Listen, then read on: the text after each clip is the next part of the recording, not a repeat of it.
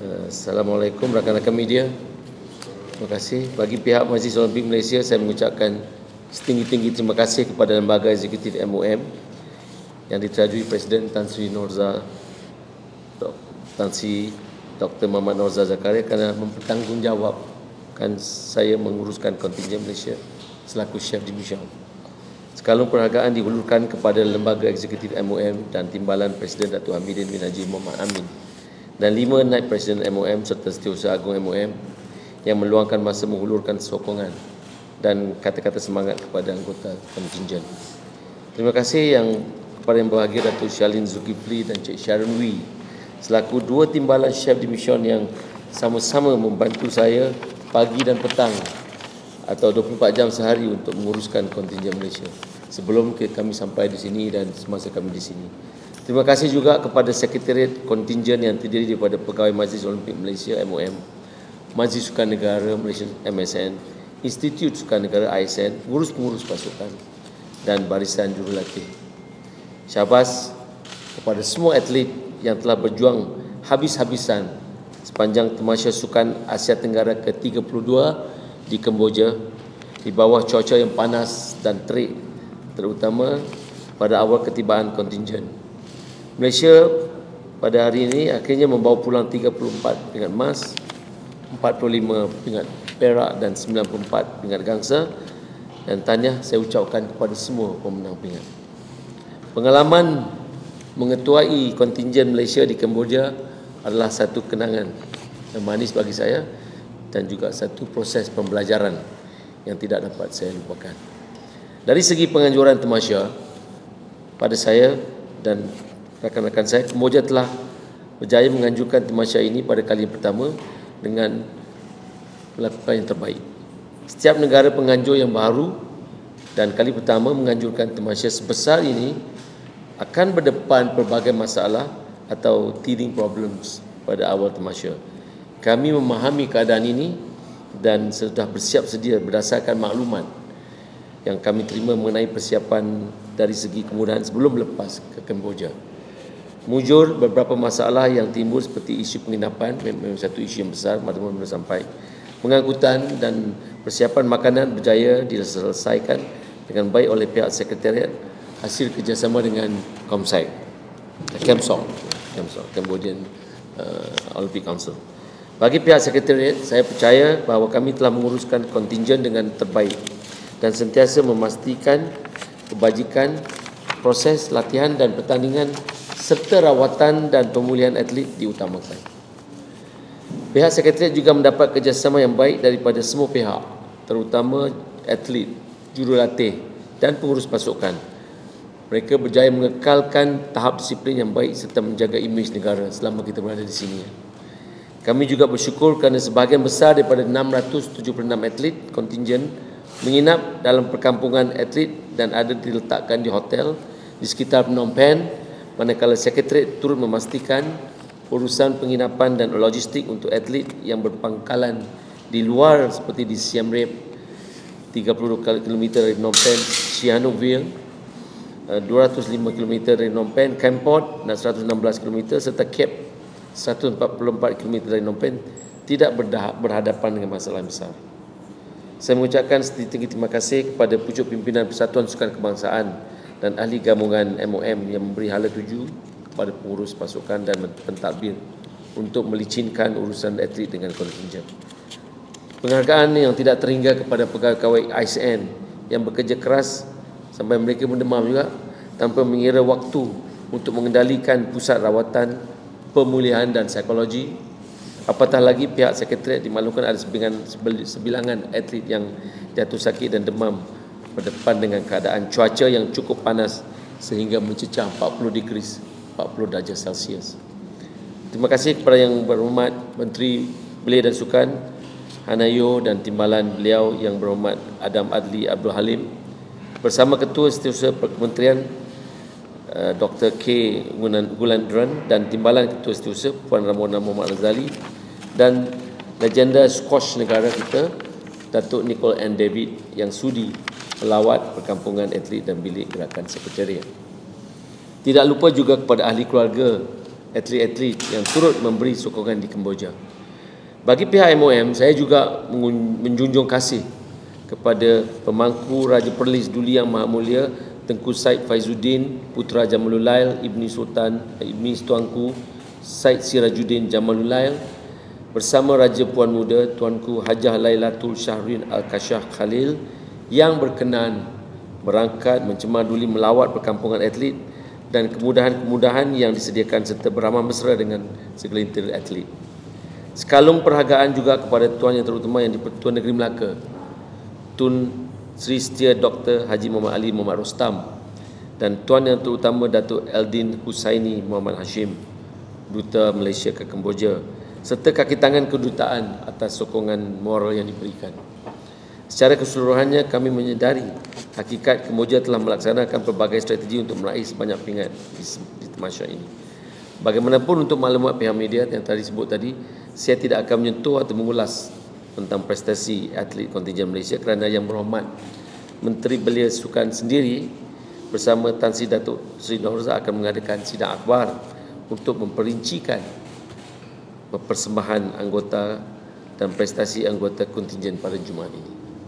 Keputusan ini bukanlah bermakna pihak Kementerian Belia dan Sukan, KBS, MOM, MSN ataupun ISN tidak mahu berdepan dengan pihak media. Cuma analisis terperinci terhadap prestasi kontingen Malaysia perlu diperhalusi satu persatu.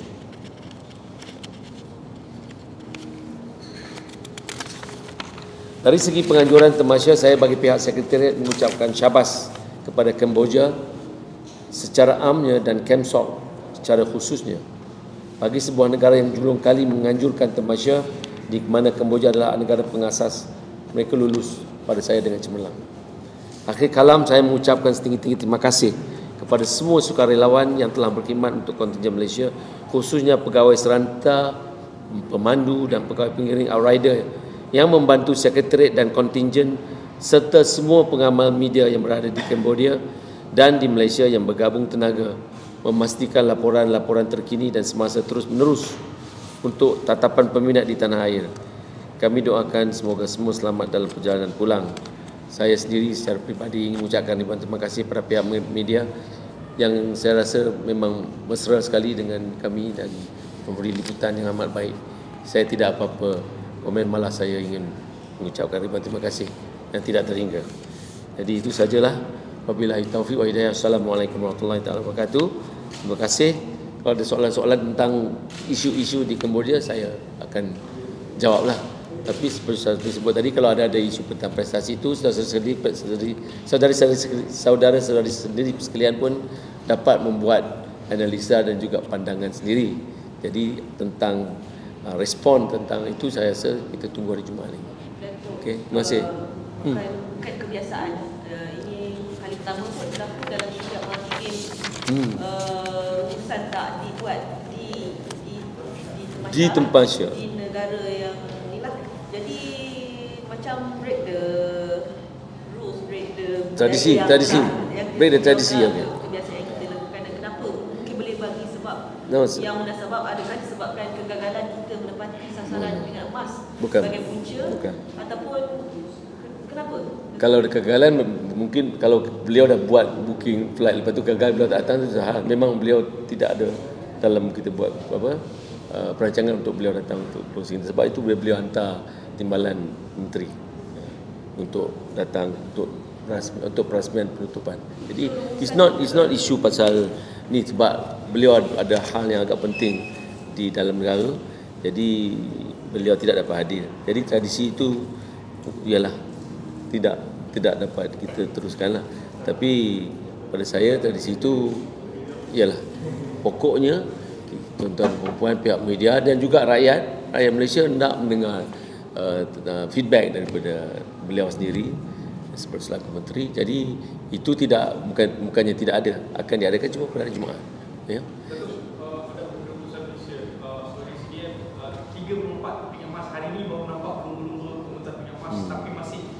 Ya. Kegagalan yang bagaimana pada pendirian atau pandangan sebagai kepastian? Hari ini walaupun tak banyak, tapi is a good ending lah today, happy ending, strong ending 4 pingat emas. Jadi jumlah kita 34. 34 bagi 40 kita kurang 6 lah. 6 bagi 40 10 4 15% lah. Kita defisit 15% atau 6 pingat terhadap sasaran yang kita tetapkan. Jadi kalau saudara-saudari rasa itu satu kegagalan, mungkin pada saya kita tak capai sebab kita dah tetap sasaran itu. Tapi adakah sasaran itu sajakah menjadi pengukuran sama ada kita gagal atau tidak untuk termasuk sukan ini. Jadi sebab itu kita kena tengok dari semua aspek. Memang saya akui kita tak dapat. Bukan saya nak bagi alasan atau apa-apa sebab kita macam-macam kan, cuaca dan lain-lain lah, makan ke apa. Tapi itu pada saya kemampuan yang maksimum yang telah ditunjuk. Kalau tuan-tuan pergi tengok atlet-atlet kita, mereka berjuang habis-habisan. Jadi tidak ada yang kita rasa kita kurang sana sini. Jadi pada saya 34 itu adalah the maximum yang kita buat hasil daripada perjuangan titik peluh atlet-atlet kita, coach kita dan lain-lain. Jadi nak kata banyak-banyak alasan, kita tunggu bila kita buat analisa terperinci tiap-tiap sukan yang telah bertanding di sukan C ini. Datuk, Nazrin bernama Datuk, adakah satu pihak kita boleh sudut persiapan yang kurang sebelum kita menghadapi masa ini sebagai punca sasaran itu tidak dapat dicapai? Bagi pandangan Datuk. Pada masa saya dan Shalin dan Sharon pergi round jumpa atlet-atlet persatuan semua, kami dapat tim memang persiapan cukup. Cuma mungkin ada 2-3 sukan tu dia tak berapa cukup waktu untuk siapkan tim atau latihan. Tapi bila kita jumpa dia orang semua ada apa masalah apa semua, mereka agak puas hati dengan apa yang ada lah. Terutamanya sukan-sukan teras. Sukan-sukan teras mereka memang siap sedia lah. Mungkin sukan-sukan yang bukan dalam sukan utama kita pun mungkin lah sebab mereka, tapi kita bagi peluang akan datang. Jadi dari segi persiapan saya anggap setiap pasukan dah sedia. Tapi bila kita balik besok kita buat postmortem, kita akan kaji semula betul ke dia kata dia dah ready to fight. Because bila kita datang ke sukan C ni, semua orang baik tau. Di sini semua baik betul lah dari negara asing. Tapi kita kena ingat bila kita datang pertandingan macam sukan C ke, sukan Asia ke, kita dalam war zone, kita dalam medan perperangan. Jadi apa pun kita kena very fokus dan objektif. Jadi dalam perjuangan, dalam peperangan adalah kekurangan, ada kekalahan dan lain-lain.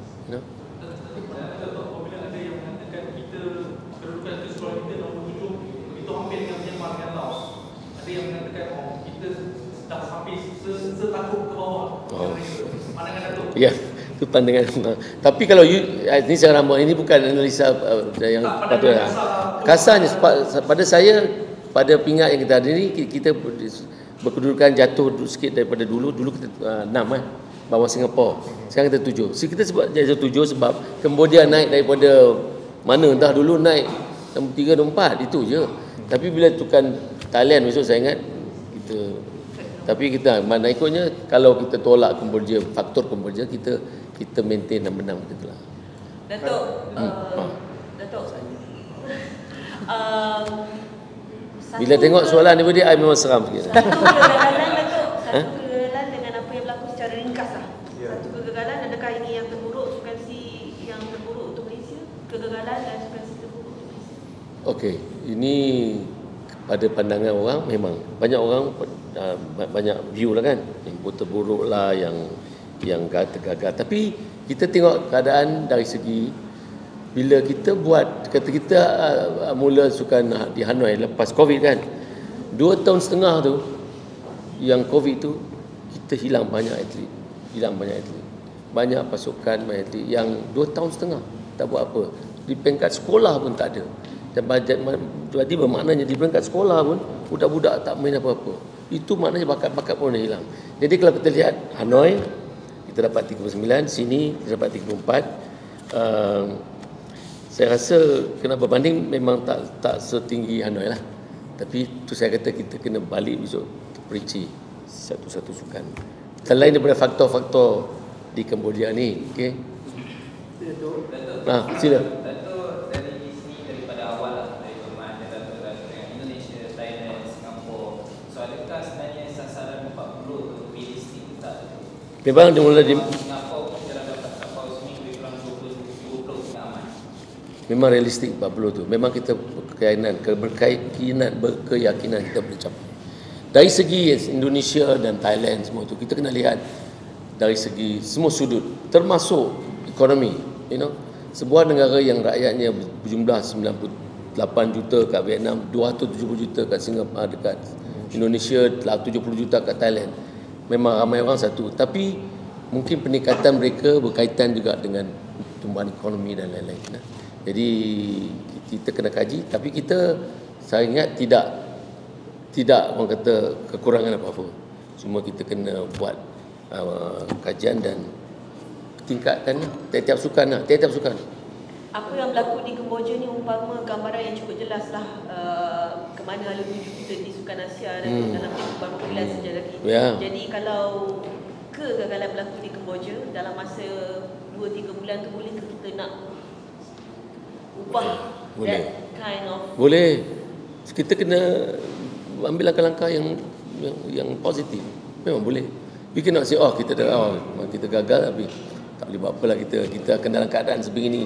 That's not the attitude lah. Attitude-nya kita akan bangun semula lah, kan?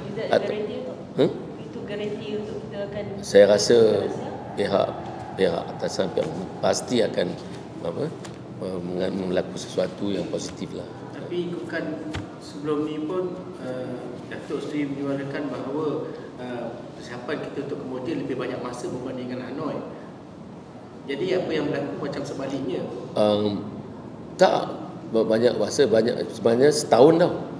Hanoi bulan Jun last year, ni bulan Mei. Tak banyak masa yang, tapi kita tak boleh nak pergi situ. So alasan semua orang masa yang sama, kan. Jadi itu je lah. Jadi apa? Untuk Sharon, Syadin, what are the biggest feedback you need to give? I know you guys in everywhere, I've seen you everywhere. Response ataupun feedback that you need paling penting yang nak bagi tahu dalam kita berjumpa dengan menteri, what is the most crucial thing? Results, performance aside, something that we really need to fix from this SEA Games. Learning from this SEA Games. I think kita akan review balik proses of tiap-tiap sukan tu, katalah kalau kita takap athletics, kan, mungkin kita boleh perbanyakkan exposure training di luar negara dan lain-lain, coach-coach yang berprestasi tinggi dan lain-lain. Itu adalah beberapa langkah yang kita boleh lakukan. Itu mesej saya akan sampai juga lah. Bukannya kita tidak ada, kita ada dekat peringkat sekolah, peringkat college, universiti, tapi kita kena cungkil and develop. No problem. In terms of managing the athletes, this is a tough. The games pun jauh ada bukti venue. So, in terms of management of the athlete, you think other areas that we can improve for the next games? No, I think it was all okay. Even though some of them are in Siem Reap and some of them are in Sihanoukville, it's no issue because those are different sports. But we are quite lucky. We are all in Phnom Penh. The Games Village was quite near the stadium and that. And in terms of transportation, they provide quite good transportation. And the furthest place is in the city centre, was about 45 minutes, 1 hour. Okay, so I think no issue. I think they did quite well. They did quite good. In terms of managing our athletes? Managing our athletes, I think all the team managers, I did emphasize at the end of the day, they are in charge. So most of them, I think they did quite well. I think I have not received any athletes complaining managers, not doing their job well. Ada some issue transportation sometimes, itu je lah. But so far tak ada. Injury pun tak ada serius, cuma diarrhea, demam. Ada cuma floorball, saya ingat budak 2 orang tu terantuk dekat. Tapi kita bawa pergi hospital, scan semua. Dia okay. Thank God tak ada yang serius lah. So it's quite a good outing lah kita ni. Yeah. But all four of you very ceria, but today nampak you guys look so drained, so tired. Is this getting to you? No, I think The real we are faced with reality lah. We are happy, we are satisfied. But you know, when you talk about the target, yeah, it's a bit of ni lah. You know, no, I'm happy because I know they tried their best. It's not an issue that if they didn't try their best, then I would be. You all be sure I got 40, but here they tried their best, and that's what we get. You all look very big. Ya. Tak sabar nak balik. Ya, itu satu hal. Last one, ya. Kalau ikutkan pengumuman sasaran sangat last minute dan bengkel pun dibuat sangat detail, bukan sehari untuk memutuskan sasaran. Boleh kata you still very ini dengan sasaran tu. Sasaran tu kita buat 3 meeting tu. So it's not last minute thing lah. And sasaran tu kita jumpa, kita bincang dengan setiap satuan. This is what they say. So that's why kita kena pergi balik ke satuan lepas ni and actually tell me. You kata boleh. Tapi tengok habis 8/8, 7/8 benda ni kan. So we have to go back to persatuan. You have to be very honest, very open next time lah. Mungkin kita kena little bit more detail lah. Boleh share dengan kami 40 emas yang disasarkan sukan apa acara apa tu? Saya tak ada detail. Ya, nanti akan. Besok nanti we will compare. Okay? Maybe can compare pencapaian tiap-tiap sukan dengan dia punya target. Maknanya besok apa yang target? Datuk mahukan untuk 2 tahun akan datang di IF Persatuan Sukan, kalau mahu meletakkan sasaran ataupun mahu propose sasaran kepada MSN, MOM, perlu berpijak di bumi yang nyata, realistik dengan apa yang mereka ada berdasarkan aktivitas. In fact, kalau you baca the first time I buat statement, I kata jangan buat sasaran, jangan short sendiri, you know.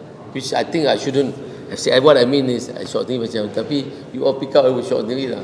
Actually I didn't mean short sendiri. I would like to say yang boleh dicapai, tapi kita masa itu tahu short sendiri. But it's quite true lah. Kita janganlah bagi sasaran yang, you know, especially berdasarkan apa yang kita tahu. You are the team manager, you are the coach, you mesti tahu.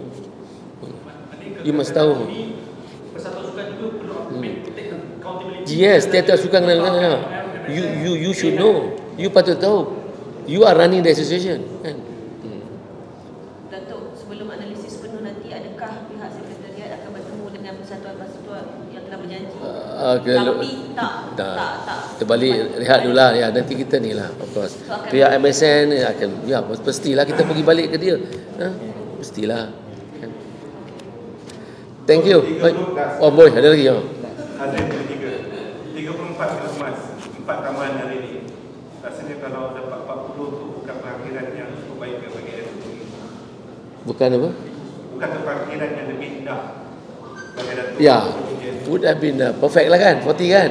Tercapai sasaran kan, target. Macam kita buat exam lah, kita sasar 9A kan, dapat 8A je. So tak apalah. We try our best. Kita dah try our best. Kalau kita tak try our best lah, I know kita try our best. Datuk, adakah jika 40 emas tu tercapai semalam, rumusan boleh dibuat hari ini? Tak adalah, sama lah. Komentari tak ada kan. Cuma I punya senyum lain sikit lah hari ni.